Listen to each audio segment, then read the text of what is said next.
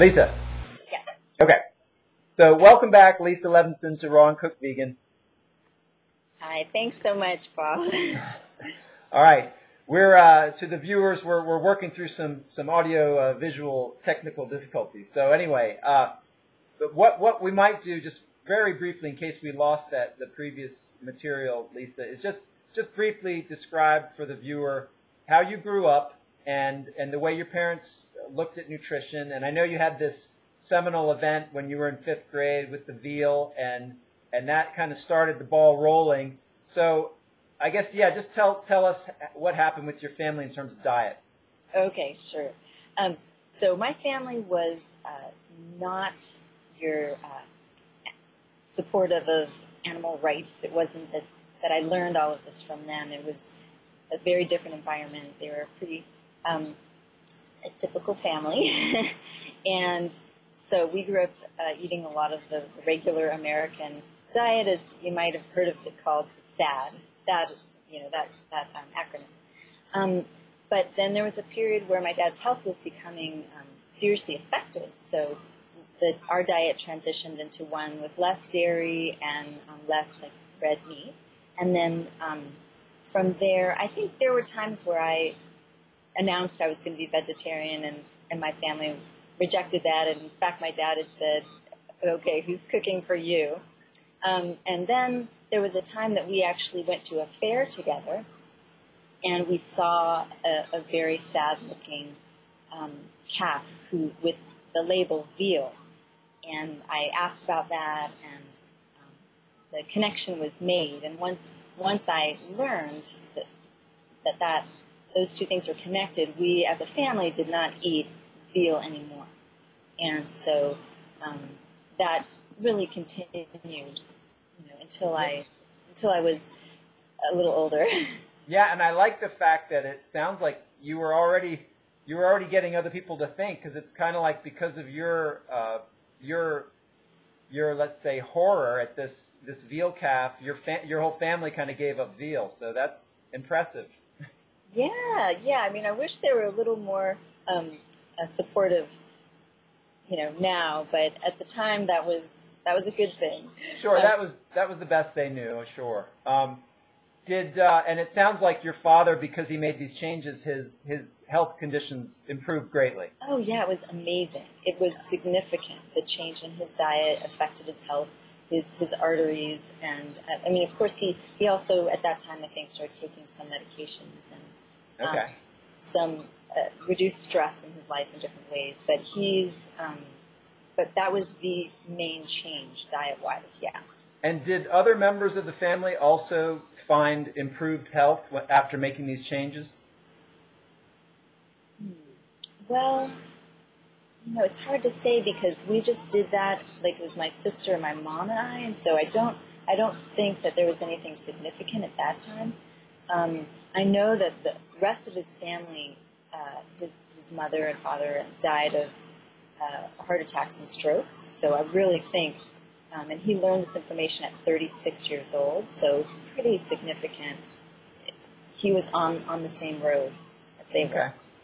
All right. Now, I know that you went along, not eating veal, but continuing to eat sad, but it sounds like you had, a high fruit and vegetable intake and perhaps a little more fiber than the average sad diet. And then when you got to was it your college years, you first went vegetarian? Yes, I did. I think sometimes the college cafeterias will do that to you. And I remember requesting every day, if you could please just have peanut butter and jelly, have something that we know is going to taste good. But anyway, now there's such amazing programs on a lot of the college campuses, vegan food and all kinds of great things. But at that time, it wasn't available. So when I started working at the local health food store, I learned so much about diet and health, and became vegetarian. Okay. So, yeah. And if you could recount for us, you mentioned earlier that you worked at this farm whose intention was to kind of raise consciousness in terms of farming, but I think you found it further brought about your realization of the horror of slaughter. So tell us a little bit about this farm. What was their objective, and what did you learn while working there? Sure. Well, it's called the Hidden Villa Environmental Education Program, and it was very novel at that time. It was the very first integrated summer camp. So there were a lot of, it was founded by the Duveneks, and so there are a lot of really beneficial features to it. And they had a family farm, and what we did was teach the kids where their food came from. So we would, squirt milk at them and all sorts of things. But after taking care of these animals, the people who lived in the farm, they would divide up the carcasses and things like that to eat because they would send them to slaughter. And I remember when the little calf was named Brownie, and I ran after the truck when they sent him to slaughter. I just could not put those things together. I felt like it was a real disconnect. And there are some other things actually that were really appalling, like the interns there, which that's what I was. We had to slaughter a chicken for one of our projects, and it was, that is like an awful, awful experience. So that will really change your. Now, I think this is a very interesting topic, Lisa. Maybe you can shed some light on it because you've thought about it a lot. What is it like? You probably had pets in your family home when you were growing up, right? Did you guys have a dog or a cat? Yeah. So something happens in our minds. We have these pets that we love, and yet we make a distinction between pets or animals that we have a personal relationship with and animals that are raised for slaughter. And why do you think that doesn't compute for most people? Why do you think they come to accept they accept some kind of difference between animals raised for slaughter and animals that are kept as pets? I think it's because people make a mental distinction, and they kind of designate, those animals are for food, and so they don't think of them in the same way. But if you get to know them or interact with them and develop relationships with them, then it becomes clear that they are sentient living beings, just like your other companion animals. So I think it really has to do with creating that us and them mentality. And also, I know Will Tuttle in his book, World Peace Diet, talks a bit about the social programming and almost brainwashing that happens. But it's some of that. But I do think it has to do with people not really connecting with those animals. If they go to a farm, if they're living with them, you either have the experience of connecting and befriending the animals, or other folks who resent their jobs and get angry at the animals, and then they develop a aversion towards them and label them, and that can lead to abusing animals. Yeah. It's very interesting that your experience when you killed the chicken was one of revulsion and horror, and then I guess others who are in the industry, or perhaps maybe children who are taught to slaughter animals at a very young age, are indoctrinated into the notion that this is acceptable behavior. So I think that's, it's a expression of consciousness to just recognize that it's not a healthy thing to be doing. Yeah, and also I want to add to that, I didn't actually physically kill the chicken. There was a group of us, and one person did. If it was my job to do that, it would never have happened. I would have just been too upset. Yeah. But I think that it's it does force someone to think about, well, if they're eating this is really what happens. The animals are killed. But I think it's it's a traumatic experience. Right. Now, while we're here, can you talk a little bit about the fact that people might argue, if we go far enough back in time, cultures had to rely on some of these food sources because they didn't have the supplies of food that we have nowadays. So you could say it was justifiable perhaps in some time when this was the only food available, but even that's probably debatable. And I guess could you just address this point from your perspective? Well, I actually studied a lot of anthropology in college, and I was very interested in the early diet of Australopithecines, and they actually ate a lot of fruits and vegetables. I mean, nuts and seeds. Hunting was not a big part of their diet, and at the time they were learning some interesting things about even the early history at that time. They had seen these skulls with saber-toothed tiger. They had these holes in them, and at the time the scientists had said, well, the hunter-gatherers were killing these saber-toothed tigers in this cave, and then upon closer research, they noticed, well, actually it was a site where there was a tree, and the saber-toothed tigers were basically hunting the Australopithecines as they were going beneath the tree. So they had this cave full of evidence that it was really the reverse. So I think it was probably early days. Those early humans were likely scavengers, and if something was dead or whatever, they might be eating it. Right. Then as people moved and developed different sorts of tools, I think that in colder climates, there might have been more reliance on hunting and other things. But Right. Okay. So let me get back to your story. So you went to this farm, and it became clear to you that you were not into the slaughter. So this further deepened or incentivized you to go full vegetarian. Is that accurate? Oh yes, definitely. Yeah. And then how long from there did you consider going completely vegan? Well, that change happened more coincidentally because in my travels, I had moved to Philadelphia and was attending graduate school there and hooked up with a group of macrobiotic people who that was the closest thing I could find at the time to a vegetarian group.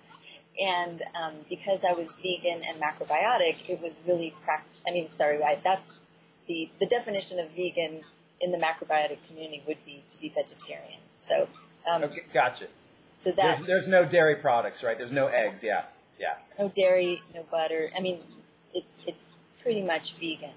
Right, and even for macrobiotics who do eat some meat, I imagine it's fairly limited compared to, say, a SAD diet. Yes, it's really limited, and only specific types of fishes, actually. Okay. So having done the macrobiotic thing, and before I leave this time in your life, could you share for us? It sounded like you were doing a lot in Philadelphia. What were some of these projects that you organized? Oh, okay, sure. After learning about veganism and whole foods, I was very into. I had like a little macrobiotic catering business and was doing that at the time. And started learning more and more about animal rights issues and attending conferences and the Compassionate Living Festival, which was hosted by Tom Regan. And at that time, met up with another group of artists, and we decided to form a group called Public Eye Artists for Animals. And our mission was to teach compassion for animals through the arts.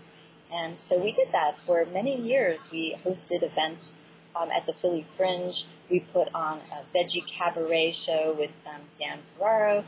We did a performance called Carnivores Anonymous. We held fashion shows that were cruelty-free and had kids clubs with events and did musical puppet shows. One was called From the Mouth of the River, about the animals in the ocean and how they were affected by human beings. And so we did a lot of different things at that time. Beautiful. Something that's coming to mind, you've been doing this for a while, and you've been immersed in these principles and working on changing the broader dynamic. How has it been? How have you been received? I know when you're in a circle of like-minded folks, there's a lot of camaraderie and appreciation of what you're doing. How about when you come up against more entrenched parts of society that are not as open to what you're trying to do? Well, With Public Eye Artists for Animals, because we didn't use graphic images, we really focused on sharing the positive messages about compassion and kindness for animals, but we did delve into issues. So it was issues-based. We would teach people about all kinds of things, whether it was factory farming or the fur industry or different things like that. But I think it was the way we approached people. Most people were very supportive, and a lot of people who attended our shows and performances were, not necessarily activists. And they learned something. We even hired performers who were not necessarily vegan or vegetarian, and they learned so much. Like, as they were doing things, some of them became vegan. We had a 5-year-old boy who played a veal calf, and at the end he announced to his mom that he was going to be vegan, and so it was a transformative time for sure. And the group is still going on. It's still going on in Philadelphia, actually. That's so cool. That's so cool. All right. So by this time, of course, your veganism has been pretty deeply grounded, and it's become a part of your life. We tried to touch on this before, so let me briefly see if I can get you to address it. That is, have you noticed over the course of your transition through these various diets any corresponding changes in your health? Oh, yes, definitely. When I made the transition from vegetarian to vegan, I was having some hormonal issues, I guess you would say, but I had a condition called polycystic ovarian syndrome, and so I had cysts in my ovaries, and I wasn't menstruating for several years. And because of that, that's something you really notice, a big change when all of a sudden it's like, oh, something happened. Now everything's regular and things are coming back, and I didn't notice that right away. It took me several years to think back and realize, oh, that was all at the same time. That must have been a result of that. Yeah, this is interesting. So, we do get many people in the vegan movement who come for health reasons, but for you, it sounds like initially it was ethics, and then the health was a happy coincidence. Yes, definitely. Okay. But while we're on this topic, I saw a stat a while back. Tell me if you've seen something similar.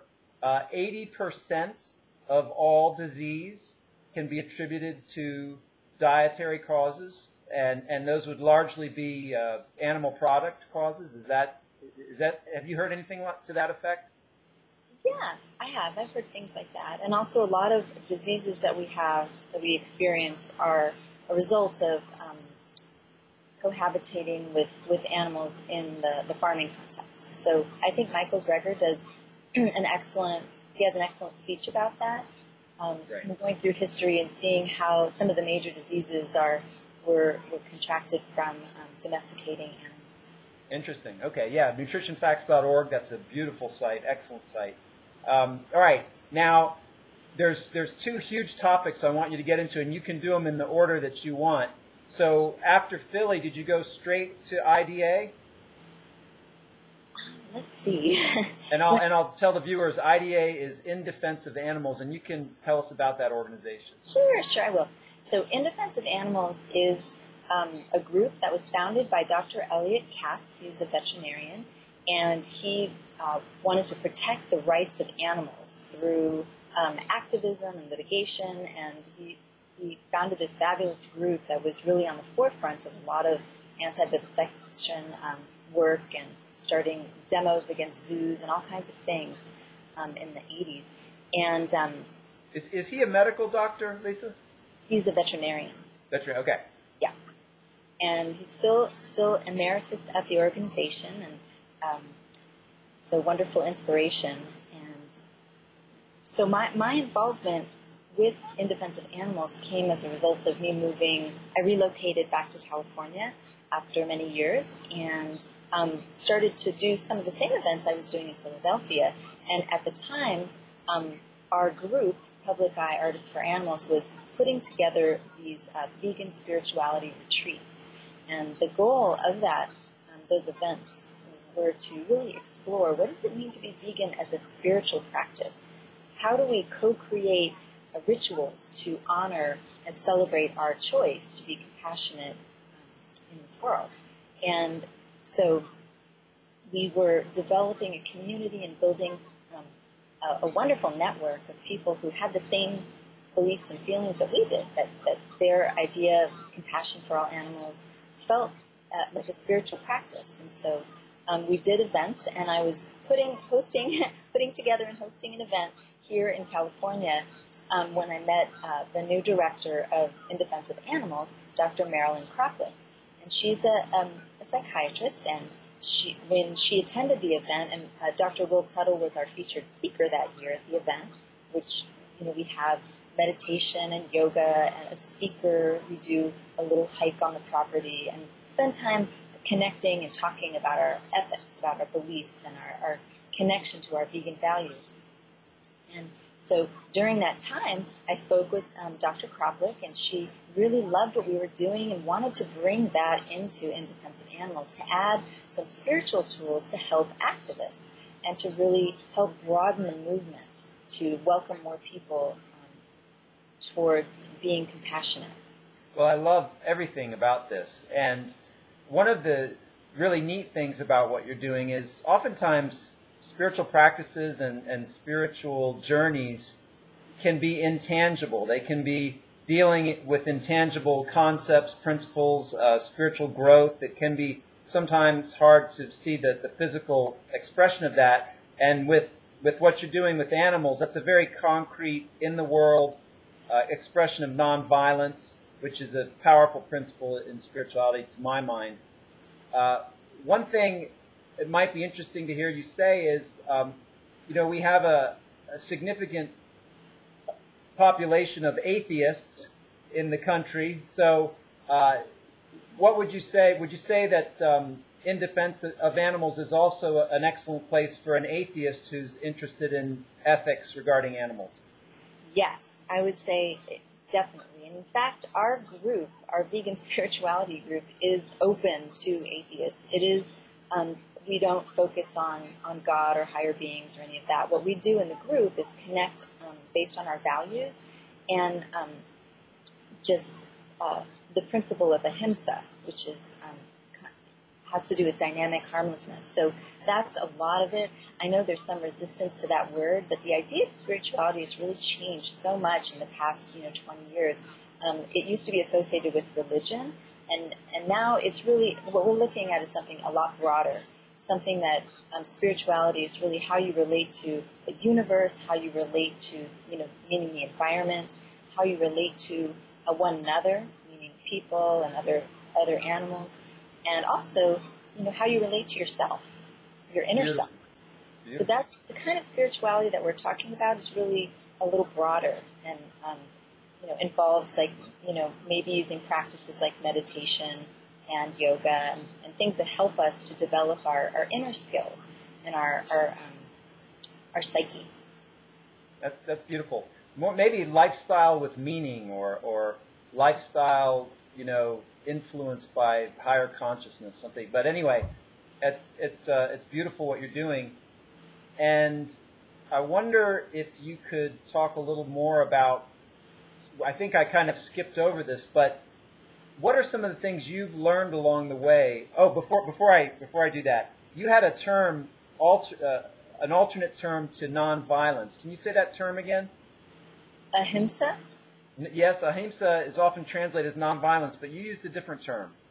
Creative. Okay. All right. I'll come back. I thought it was a really interesting way to say that. I thought perhaps you'd done that intentionally so that you took violence out of the word altogether. It was something like. Anyway, I forget. But anyway, yeah. Ahimsa is frequently translated as nonviolence. So, but I wonder, could you tell the viewers a little bit about what you've learned through all your experience in terms of some of the horrific things that are done in the animal product industry? Yes. Okay. So in terms of, there are so many horrific things that are happening, and I think it's very important to balance good news about the animals with this negative news that's constantly happening. I think that as activists, we need to band together to uplift our vision for veganism, and the world as a compassionate place. And to do that, involves really bringing in some of the positive things happening. So there are a lot of negative things happening, and I could go over the graphic details if you'd like, but I also think it's important for us to recognize that we need to feel good inside as we're promoting positive rights and welfare for animals.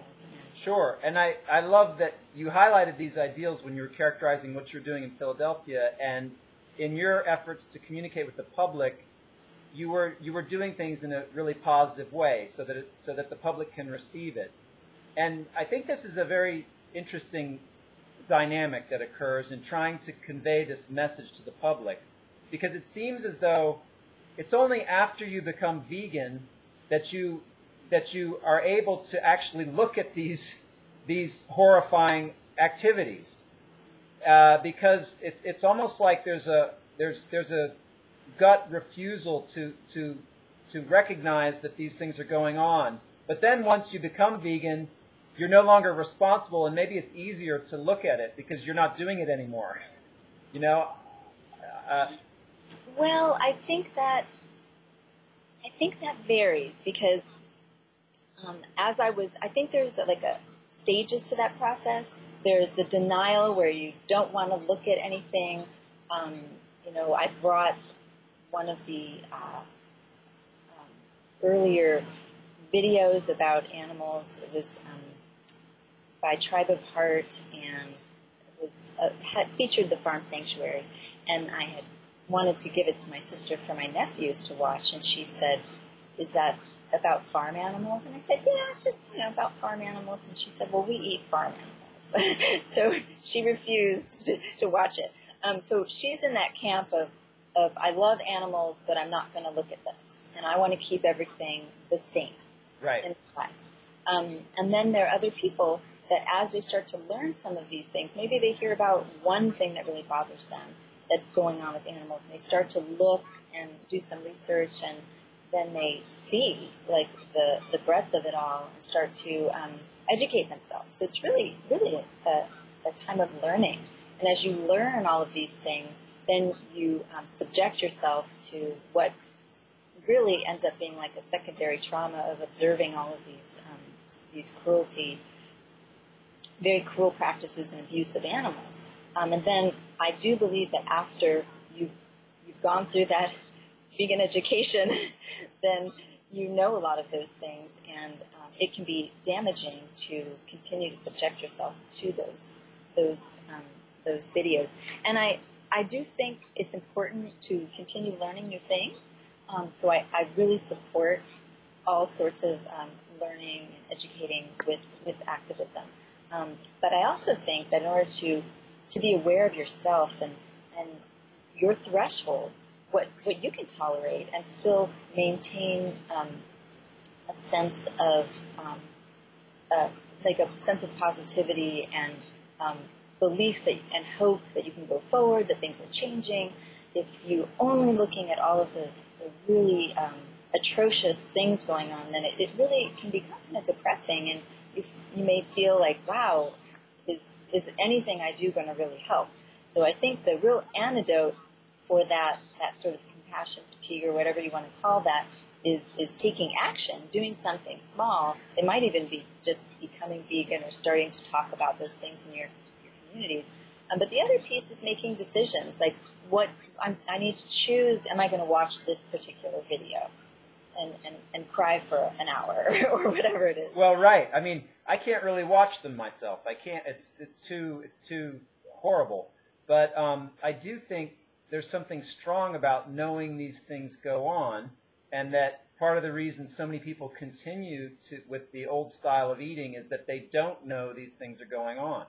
So but I sense from you a strong compassion for meat eaters as well as everyone else, and I think there's some wisdom to keeping the message, so that it's receptive, so that it's able to be entertained at least, Yeah, oh, definitely. That people feel welcomed, so they don't feel like criticized, that being vegan is something fun, something they want to join, that learning about these animal issues, that we're not criticizing them as they're learning, but just realizing, wow, I didn't know that that happened. You know, being able to be supportive witnesses as people go through that experience. And maybe they're just opening up to the cruelty and they're not ready to go vegan, but they're learning. And it takes a while, you know, and you might see that same person in a few years has made those steps to become vegan. Yeah, it's a great point. And also, I think it's good for us to remember, at least most of us, unless we were raised vegan, most of us were at one time ourselves eating meat like a lot of these other people are now. So we were in the same boat. So yeah, I think that's good to be as compassionate as you can. I wonder when you're there's several practical things I want to ask you about. Just a couple of nutrients that I'd like you to share with the viewer the conclusions you've reached for yourself on. The first is vitamin B12. Yes, so I take a vitamin B12 supplement. Okay. So I try to do that because I heard from Dr. McDougall and other people that it's a good idea to do that, that the reason we don't have that supplement in our body naturally is because we don't eat a lot of dirt. We used to eat dirt, and the way it's processed through the animal's guts, it becomes B12 when you eat them. But since we're not eating them, and we're not eating dirt, I'm taking a supplement. Okay. All right. Is that a sublingual? You take once a week, or do you take it once a month? You know what? I experiment a little bit with those things, but right now I'm trying a food-based vitamin that is vegan and has, actually I know you mentioned has some other essential nutrients, like it has a vitamin D3 that's vegan in there. It also has a B12 and the iodine possibly. Okay. All right. So those are kind of the three. And what's your take on items like water? Do you try to drink extra water during the day, or just when you're thirsty? Or yes, I think that, and I've learned that our culture is really perpetually dehydrated. So it's so important to drink water. And I probably could even drink more than you do, but drinking water is really crucial to our health. And also, I think being outdoors and getting natural sunlight and things like that are really important too. Right, absolutely. And sleep, do you try to get 8 hours of sleep, or do you just... Yeah, I think sleep is very important. It's hard when you're an activist and you have so much, important work to do. I noticed when I was in Philadelphia, I slept very little, but now that I'm back in California, I sleep a little more. All right. But I do, try to include self-care as part of doing a lot of work for the animals too. So I think it's really important to nurture ourselves, but also to feel good about what we're doing and be in good health, and it helps us to be positive, really. Absolutely. If we're not feeling good, then it's easier to kind of slip into that way of negative thinking. Yeah. All right, now this next topic, it kind of touches on what we were talking about earlier, but now that you know what you know regarding health, ethics, and environment, and you move amongst family and society, how do you navigate? What helps you decide whether or not you're going to talk about these issues with someone? Perhaps you've had a relative that has a heart attack, and you know that they don't have to. How do you deal with this? Well, I would say this is a work in process because I think it depends on people's families. Just in general, some people I've talked to, their families are supportive, they become vegan, and they feel like they have that connection. Part of the reason I wanted to start that vegan spirituality community is so people had like a vegan group, a family who really gets and understands that it's more than just food, and it has a lot to do with their whole identity and how they live in the world. So for me, when I have a difficult discussion with my father, and I've had many, I will go back and talk to the people who understand. And in a lot of ways, those folks feel more like my family, because because they understand me, they accept me for who I am, which is a challenge for people. I think a lot of times family members feel threatened, and even they just don't want to hear it. They just close the conversation, and that can be humiliating, it can be degrading, and so having another group that just accepts you and understands you. You don't have to explain anything. All you have to do is say, I talked to my dad, and everyone knows. At least in our group, I did have an experience like that where I had this conversation with my dad, then I went to this, our vegan spirituality. We happened to have a picnic that day, and people were so comforting, and they really understood, and then it felt a little better afterwards. Yeah, sure. That's good. That's good. So when you, let's see, there was a whole topic I was going to address. Oh, yes. What have you learned along the way in terms of environment?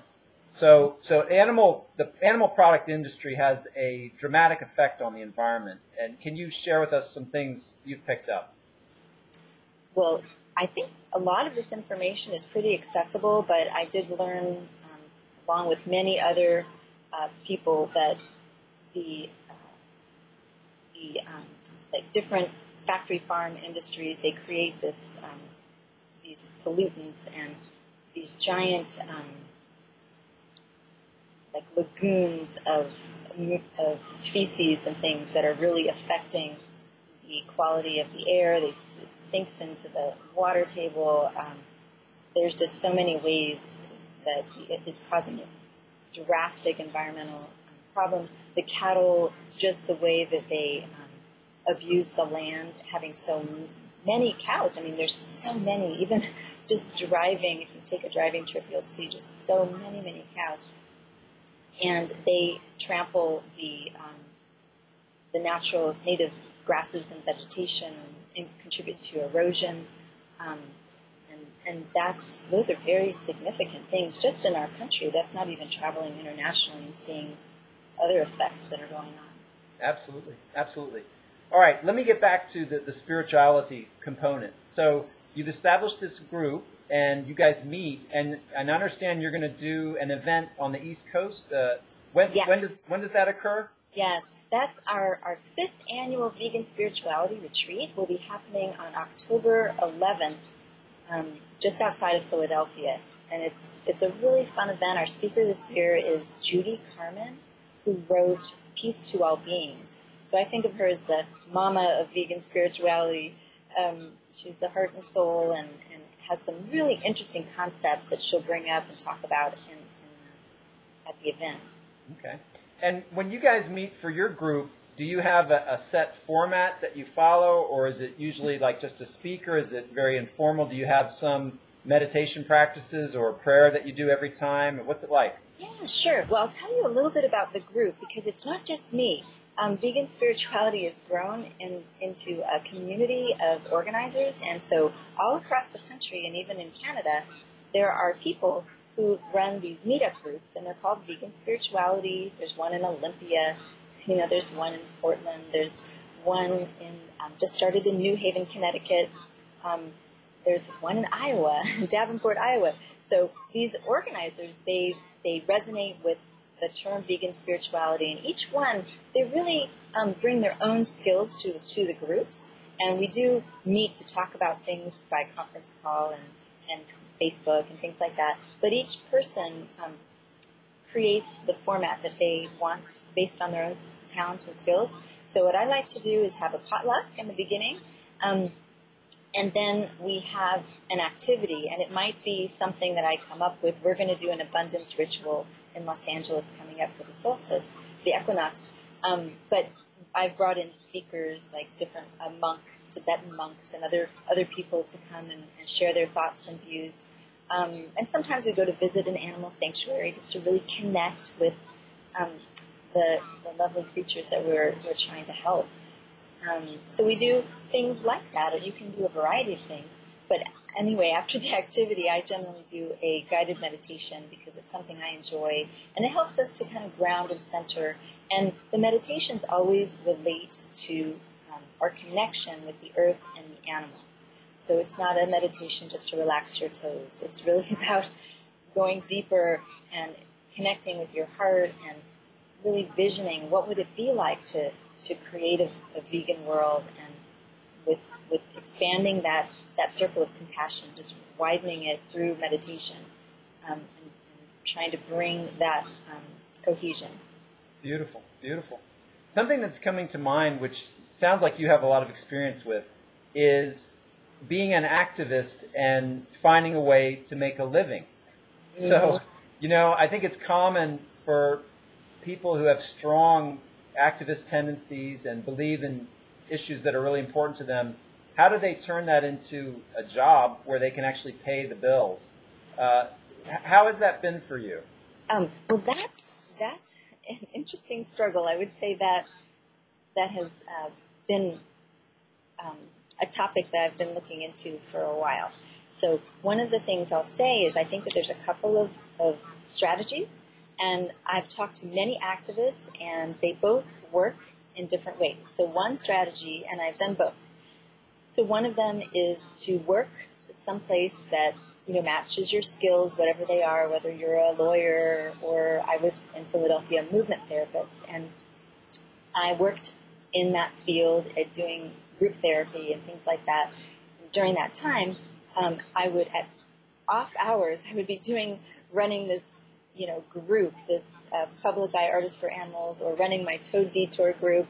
And so you become very busy because you have your regular day job, and then you do your volunteer work on the side. And I had a friend who was a lawyer in Philly, and she really liked doing it that way. She felt like she could really give more, and she had the ability to do that because she was supporting herself. And so I think that's one strategy. And I did that, and I noticed that you do run into conflicts at work often, like when your veganism is not and your activism isn't respected or appreciated, or you get accused of setting raccoons free from traps and things like that. But in general, that is something that works. It does work. And then I think when I came out to California, I really had that intention of I'm going to work for an animal rights organization, and I found that to be a very daunting task. Although I had for years ran groups and facilitated events and had a lot of experience, I just was really struggling to get a job doing those things. So I think that's kind of a harsh reality for most activists. When you want to do something to help the animals, you have to have incredible high-level skills, and it helps if you want to work for an animal activist organization. I think if you come there with very polished skills in communications and in social media is similar to communications, but also with the press, being able to speak publicly and project management. I mean, there are just so many skills that are required in order to work in an animal activist organization. If you wanted to work there, I think volunteering is a great way to start. But for me, at this point, I would say it happened kind of happenstance, because I met Dr. Kroplick at the event that I was hosting. So I was just going about my life doing things, and I guess in a way that was recognized by this organization, and we were able to come up with a solution that worked for both parties. And one very cool thing I want to share, if you don't mind, is that merger, connecting what we were doing with vegan spirituality with In Defense of Animals, actually has a broader vision as well, which is something called sustainable activism, that was initiated by Dr. Kroplick, and the idea is really to help activists by providing like mental health resources, and we're going to offer trainings in nonviolent communication, and we'll also do like healing workshops to help with secondary trauma, and so there's a lot of really cool things happening on the horizon there that will be beautiful. There we go. There's a partner. So one thing, it's a little bit of a backtrack, but can you describe for us the movement therapy you were doing and it sounds like there was a psychotherapeutic element to that. How did you get trained for that? What style was it? How did that go? Oh, well, movement therapy is very similar to art therapy. So somebody who would go, you can be trained as a dance movement therapist. You might be a dancer and then go into that field. I came through an alternative track. I was studying with a teacher who was doing work with movement in the environment and connecting our personal stories with being in nature. And so I learned that technique of connecting art with movement and writing, journal writing, and then I worked at an eating disorder facility, and I did this sort of work with women to help them really reconnect with themselves and their physical self and develop confidence and to kind of find themselves again, really. Very interesting, very interesting. Now, since you mentioned eating disorders, I wonder if you could say a little bit about what you've learned in terms of gluten intolerance and then also this kind of interest in the paleo diet. So how do you, my understanding is you can still be paleo and be a vegan. You can still be gluten intolerant and be a vegan. Is that kind of your conclusion?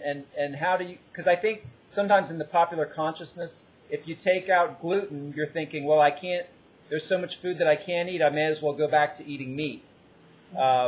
And the paleo thing kind of promotes this high protein, high fat thing, which is really, I think, contrary to other evidence. But what's your take on these two issues? Well, I think that when veganism became, as it's becoming more mainstream, it sort of coincidentally happened near the same time when gluten-free was becoming a buzzword too. So I think a lot of products are gluten-free and vegan. They try to lump those two together, and that's fine. I mean, I know a lot of people who are wanting to be gluten-free. I think that ultimately it has more to do with going back to whole foods and not eating processed foods and processed wheat. So if you're eating like wheat berries, you may not be as intolerant. It depends if you have celiacs or another kind of intolerance to the processing of the flour. But I think it's really one of those individual decisions if somebody wants to be gluten-free. But I think you can be vegan and still eat wheat and still be healthy. So I wouldn't lump those together myself, but it's fine to do both things, of course. And then in terms of the paleo diet, I don't know too much about that, so I don't think I'll comment. I had a friend who mentioned he was a paleo diet person, but I had a feeling it included hunting, included some of those things. And so I'm not too familiar with that, but it may be like macrobiotics where you could be in that group and eat everything they're eating, or you could say I'm vegetarian and I'm following this. So possibly if you're vegan and interested in the paleo diet, you might be more doing all of the foraging. Yeah, and there are some paleo vegan diet books out there, and I just interviewed a woman who's written a book on that. So cool. Yeah, so it's definitely possible. Yeah. All right. Well, are there? One thing I usually like to ask people: if you were to be talking to someone who was transitioning from a traditional diet to veganism, what would be some general tips you'd give them? Okay. So I think for people who are transitioning, sometimes it's helpful to eat foods that they're familiar with. So they might want to go to the section where they have the tofu dogs or tofurkey items and things like that, so that they feel like they're not missing out on certain things. And when they go to events with family and friends, they can bring things that look kind of similar, and they won't feel as estranged from them. That's one suggestion. But I also think it's great to learn more about health and to learn more about Whole Foods, and I don't mean the chain store. Right, I mean, right. Going back to grains and beans and vegetables. I think that the more we can be creative with those sorts of foods, and as long as that's your main, that's what you eat most of the time, then you might find that, you know, having your vegan snacks and special treats, and there's so many things out there these days that those can be, you know, just for fun. You can even make vegan s'mores. I mean, that is great. And I even saw somewhere a raw vegan s'more. So you can really kind of recreate some of those other foods that we had before in all these new dimensions. All right. And you've made me think of one last question, if you will. Since you're out there in California, there's a lot of wine production, and I recently learned that, well, I've known it for a while, but I got more clarity on it. There are animal products that work their way into wine production. There are some wineries that have cruelty-free wine, if you will. Yes. So what's your take? Do you ever drink a glass of wine? Do you ever have a beer? And what do you think about this whole issue? Yes, I do partake occasionally, and I think that it is wonderful that nowadays you can actually look up on the internet or even on your smartphone. There was one site called Herbivore, I think, .com. There are various ones where you can find out, is my wine vegan? I actually was at a restaurant, and I was going to order this glass of wine, and I asked the waiter if it was vegan, and he didn't know, so I looked up on my smartphone, and boom, I told him, you do have a vegan wine. Excellent. So I had it, and that was great. You know, I think if you're wanting to, you know, follow that, if you're interested in doing that and it's available, why not? You know, you can have vegan wine, and I believe that most beer is vegan. But. Okay. All right. Is there anything else you'd like to include? Any of the are there any sites or YouTube channels you'd like people to know about? Any books you'd like to refer them to? Sure. Well, I would really like to encourage people to visit veganspirituality.com just to see what's out there, if it's something you're interested in. If you are motivated and you want to even start a group in your area, that would be great. You can just communicate with us via the site. Really encourage people to attend the Vegan Spirituality Retreat coming up. If you're on the East Coast especially, it's in October. It's a beautiful location and a great vibe, and it's a fun day, communing with like-minded people and learning and having fun. And also, through IDA, this Sustainable Activism Program is really going to start like a wave of providing resources for activists. And it's something that I just really want activists to take into account, to come to visit the site. We're going to put resources up there. We're working on we call it a helpline for activists. So that is at idausa.org/sustainable activism. And you can learn all about the things that we're offering. We're going to be putting together teleseminars. So from the comfort of your own home, you can learn how to do nonviolent communication. Or Hillary Reddig is one of our instructors and part of our committee, our council, and she does these amazing blogs about how to be a happy activist. And so that's just a really cutting edge kind of program and something that is a lot of the services are free and other ones are reasonably priced. So I'm hoping that people will take advantage of that and kind of join in that effort to be a happy activist, to really while doing amazing work for the animals. You know? Beautiful. All right, in closing, I'd like to ask you a favor, because you know a lot of vegans, so I hope you'll send some of them my way. I'd just like to interview as vast an array of vegans as I can. One of the ideas here is to simply show people vegans are normal human beings living their lives.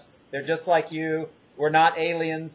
So I want to make it as broad as possible. And thank you, Lisa, so much for taking the time.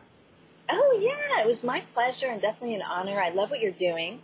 And I can send you some names. Do you want me to tell you, or do you want me to write them to you? Yeah, sure. Just send them to me. You could send them to me on Skype or email them to me. That'd be great. Okay. And thanks for, you've been doing this so long, so thank you for everything you're doing. You know what I thought recently there should be? There should be a government compensation program for vegans, because vegans are saving tremendous quantities of water, energy, soil conservation. I mean, we're saving millions of dollars. There ought to be, I mean, the compensation is in itself that we're no longer responsible for the violence, absolutely. But there needs to be a recognition in society that we're saving a hell of a lot of money, you know? Yeah, so maybe like there's a deduction a tax deduction, a tax credit. Yeah, I mean, healthcare costs, I mean, it's huge. Yes, So, yes, I agree. I'm all for that. All right. So thanks for your time, Lisa, and thanks for everything you're doing at IDA. It's wonderful. You're very welcome, and thank you so much. All right. Have a great day. Take care.